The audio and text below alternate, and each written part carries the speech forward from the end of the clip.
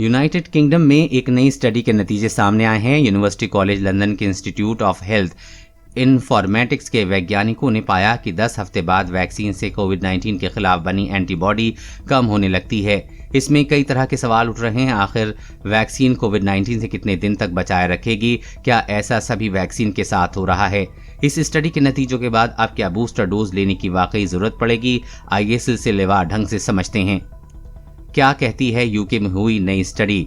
University college London की virus watch study में पाया गया है कि फाइजर और एस्ट्राजेनेका की वैक्सीन से बनी एंटीबॉडी 6 हफ्ते के बाद कम होने लगती है। 10 हफ्ते के बाद तो ये सिर्फ 50% रह गई है।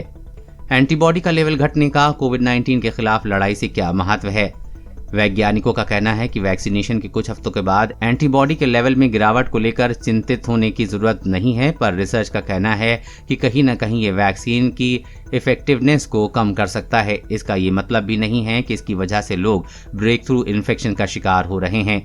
ब्रेक थ्रू इन्फेक्शन यानी कि वैक्सीनेशन के बावजूद कोविड-19 में इन्फेक्ट हो जाना।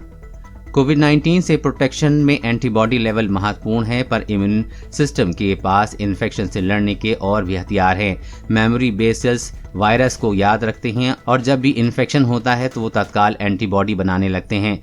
T killer cells infected cells को टारगेट कर खत्म करते हैं, जो कि प्रोटेक्शन का एक्स्ट्रा कवच देते हैं। भारत में महामारी से जुड़े मामलों के विशेषज्ञ डॉक्टर चंद्रकांत लहारिया कहते हैं कि सिर्फ एंटीबॉडी लेवल को प्रोटेक्शन मानना सही नहीं होगा। हमें प्रोटेक्शन कई स्तरों पर मिलता है और ये कितने दिन तक चलता रहेगा, इसके बारे में और स्टडी की जरूरत है। तो क्या बूस्टर डोज की जरूरत पड़ सकती है? हाँ, रिसर्चर्स ने फाइजर और एस्ट्राजेनेका की वैक्सीन के इन इफेक्टिवनेस की पड़ताल की है। उनका कहना है कि स्टडी के नतीजे बताते हैं कि जो शुरुआत में वैक्सीनेट हुए थे और जिन्हें एस्ट्राजेनेका की वैक्सीन लगी थी, उन्हें कुछ महीनों बाद बूस्टर डोज लगाना चाहिए। यूनिवर्सिटी कॉलेज लंदन के प्रोफेसर रॉब एल्ड्रिज ने कहा है कि हमें पता है कि एंटीबॉडी शुरुआत में हाई होती है और कुछ समय बाद लो होने लगती है। हमें इस बात की चिंता है कि अगर इसी रफ्तार से एंटीबॉडी का लेवल गिरता रहा तो वैक्सीन का प्रोटेक्शन भी कम होने लगेगा। हमारे लिए बड़ा सवाल ये है कि ऐसा कब होगा। एल्ड्रिज कहते हैं कि एंटीबॉडी ही रिस्क को मापने का परफेक्ट तरीका नहीं है। हम नहीं जानते हैं कि इसका मैजिक नंबर क्या है। अब इन्फेक्शन या हॉस्पिटलाइजेशन का खतरा कम होगा, इस मैजिक नंबर का पता लगाना जरूरी है।